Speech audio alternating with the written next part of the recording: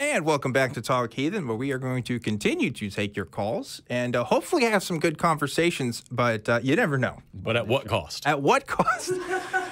My sanity, for one. Probably yours, too. But anyway, we're going to move on. We're going to talk to our next caller. We have Mark talking to us from New York. Mark, you are live on Talk Heathen. What is going on?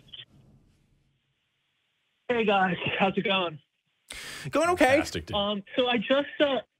Good. I just found the channel, and I'm very happy to have found it. You seem like you have a great show and a great program here. Thank you. I was just typing some things into the chat, and some of the folks there encouraged me to call in and kind of tell my story. Great. So I decided to do that because yeah. Wonderful. We always like it when folks call in based on what the chat is suggesting to do it. Like, those make pretty good conversations most of the time. No, seriously, they do. They're really good. Audience interaction goes. We're happy to hear it. Oh, true. Yeah. True. I love the chat. I'm a big proponent of the chat. So yeah, so it is my first time, listening to the program. So pardon, if I'm somewhat of a novice in terms of how you guys run the calls and things like that. But, what's happened to me is that I've sort of gone from being a believer as, a young kid, kind of getting indoctrinated, I guess you would say, to turning to science. And, when I was a teenager, I read A Brief History of Time. My dad had the book. Yeah. And that's the book that got me into science. Yeah. Love that. Really? Yeah. Yeah, exactly. I'm sure a lot of people did as well. So, I was really interested in cosmology.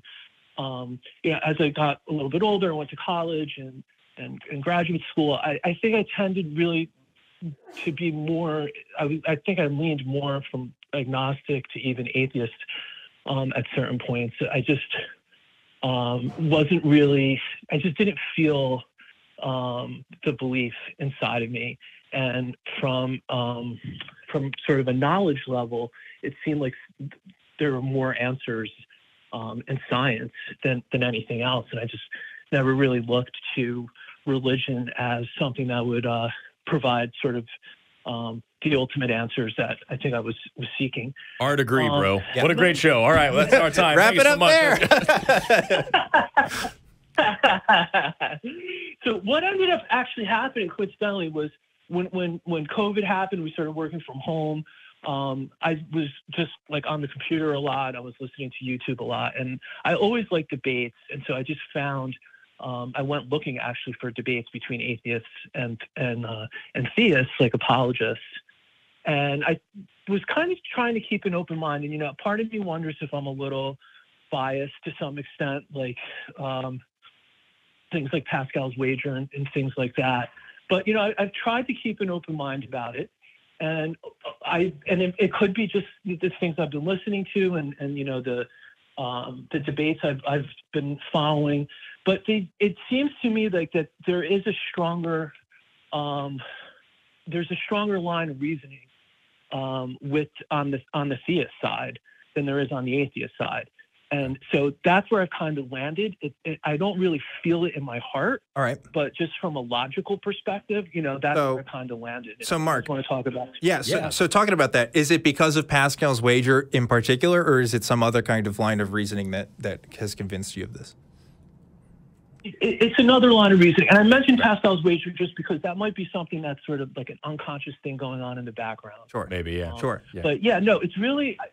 Yeah. Lay the logic on us. Yeah. I want to hear this.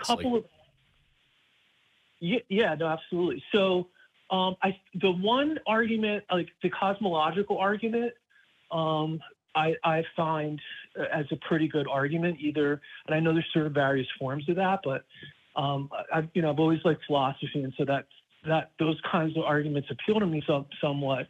And just sort of this argument that where does being come from? And it seems to me that the atheist doesn't really have an explanation.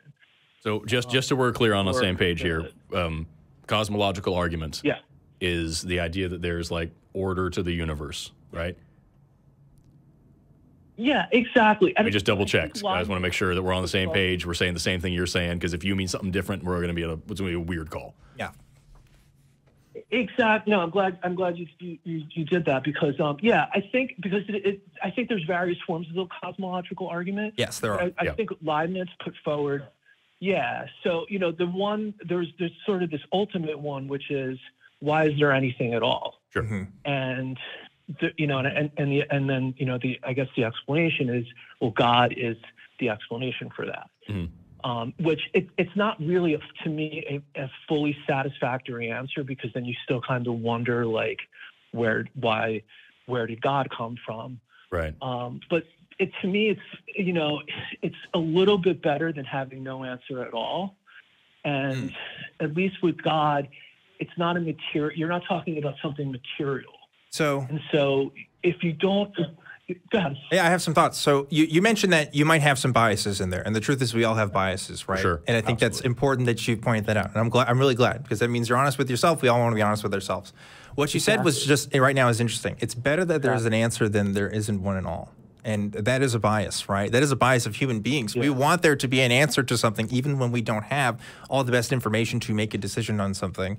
And I think this is a very popular case where this happens. I think a lot of people feel the same way. I think a lot of people are like, well, I'd rather there be something than nothing when talking about this. Now, when we talk about the cosmological argument, we're talking about ultimately an argument that relies on metaphysics. And metaphysics is outside, of course, the realm of science, right? Yeah. It doesn't say, like, our investigative methodologies and principles are not going to be applicable to any kind of argument that's made on metaphysical grounds. So when it comes to metaphysics, Forrest and I, we're not the biggest fans, I would say. You could lump me into the non-fans for sure. Because you can make any kind of argument with a metaphysical argument. Honestly, you can say that it's pink unicorns that made the universe.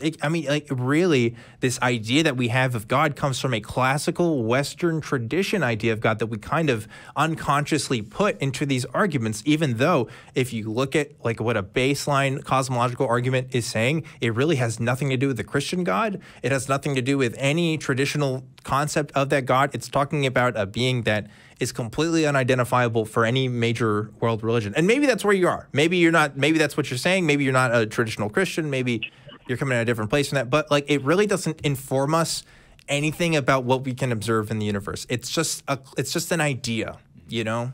We might as well be saying, oh, we all come from a supercomputer, or we all come from aliens. You know, like unless we have any hard, definable way of talking about that in any material words or material ways, we're taking ideas out of thin air. You know, and that's how I feel about the cosmological argument in general and most variations of it. It doesn't say much. Yeah, I would also put out that, like, I think you hit the nail on the head there when we were saying, like, you can apply it to anything. It's like, that's, people talk to me all the time, like, how do you know we're not in a simulation? It's the same thing.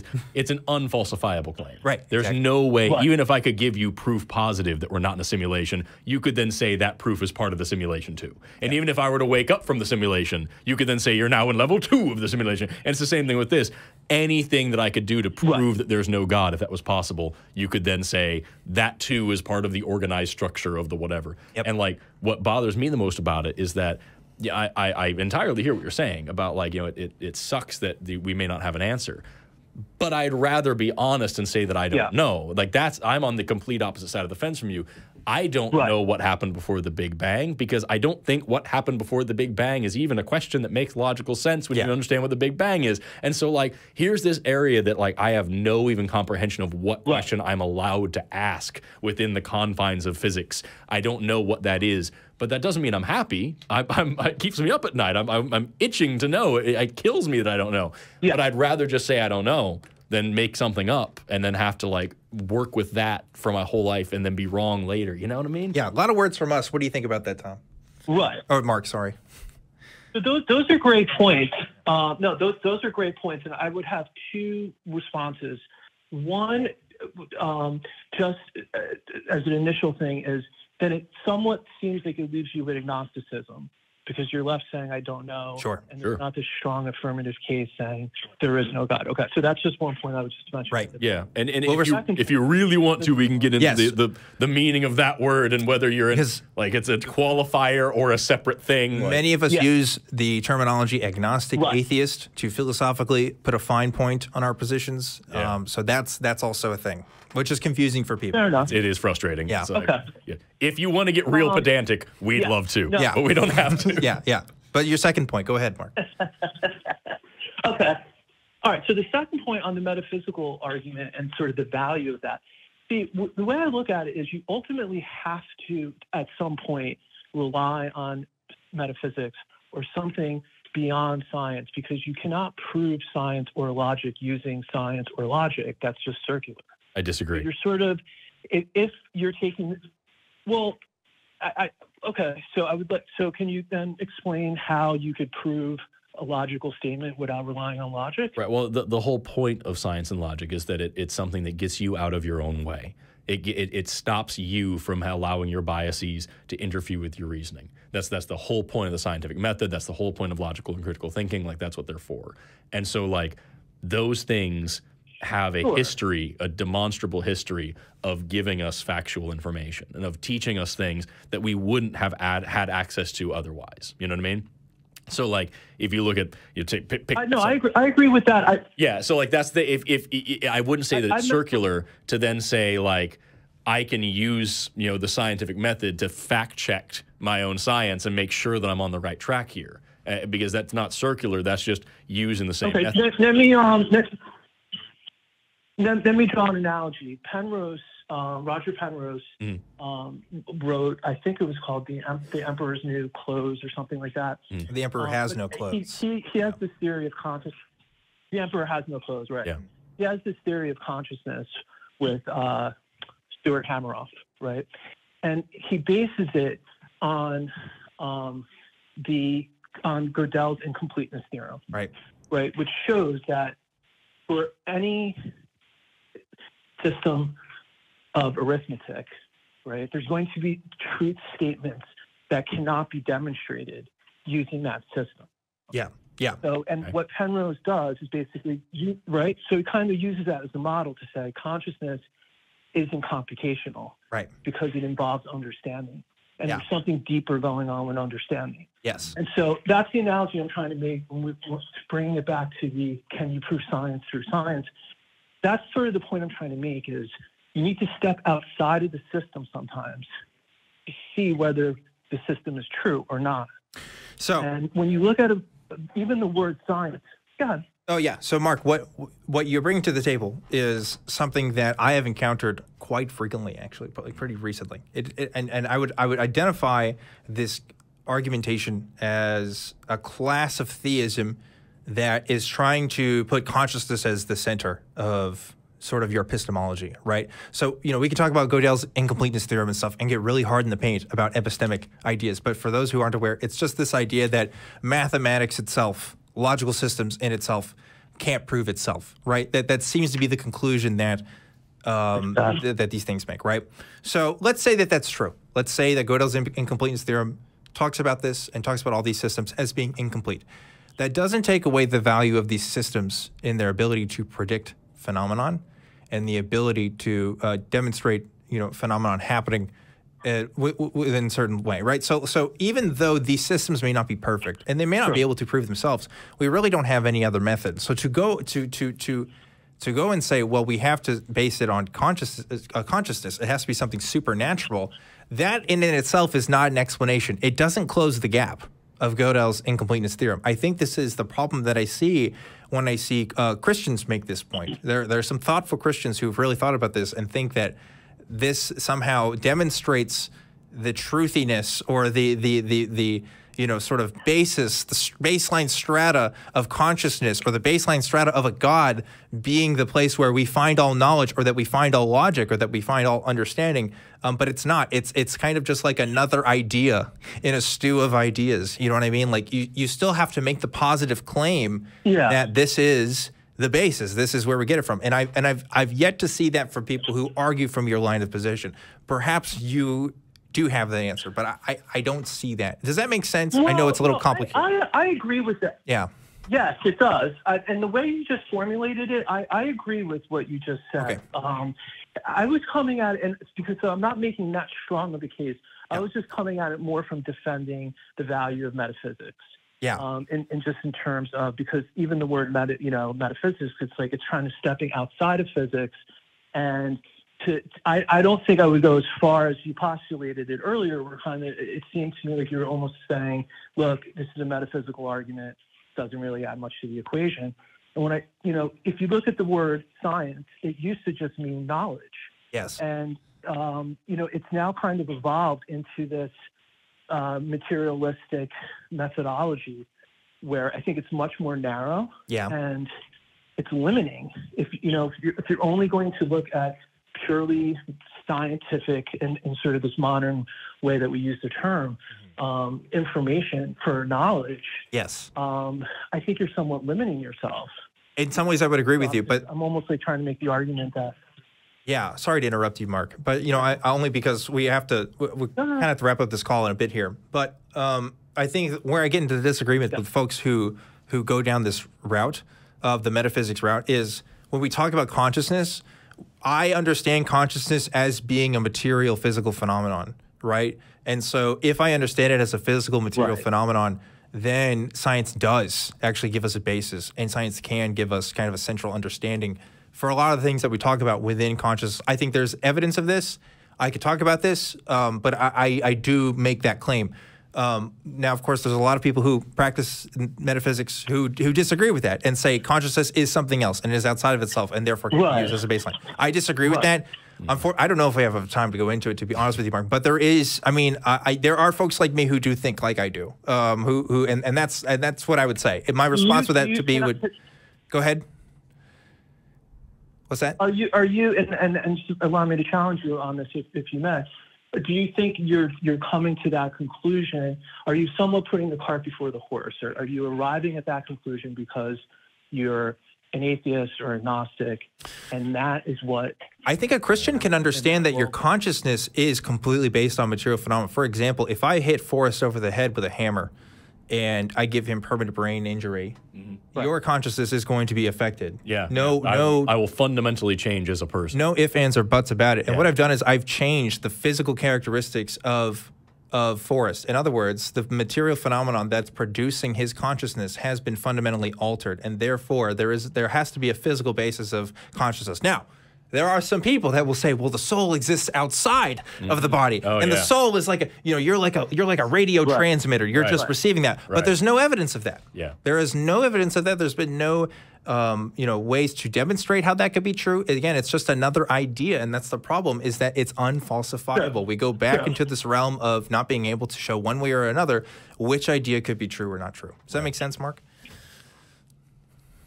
Yeah, no, it absolutely does, and you're right. There's no evidence of that, and I would say just like if an Aborigine found a radio and he started listening to it, he would have no evidence that there's electromagnetic waves and there's a tower somewhere, and it might take him a long time to figure that out. And the interim all he sees is the radio, like you said, with that analogy. Yeah. And so it works. It kind of cuts both ways. I mean, we also have no evidence of how we have no model. They're not even in the stratosphere of explaining how consciousness could be epiphenomenal. Well, yeah. So it's just a lot of hand waving going on. Right. And they don't have a model to do that. So I think it cuts both ways, and we're, and I can clone an animal. We can clone human beings, and they're going to have a consciousness. So either we just, it really just kind of breaks down this idea of where we're getting that consciousness from. It seems to be a material phenomenon. That seems to be but I'm sorry, Mark, we are running out of time for this call. We're already going really over. I have to cut you off now.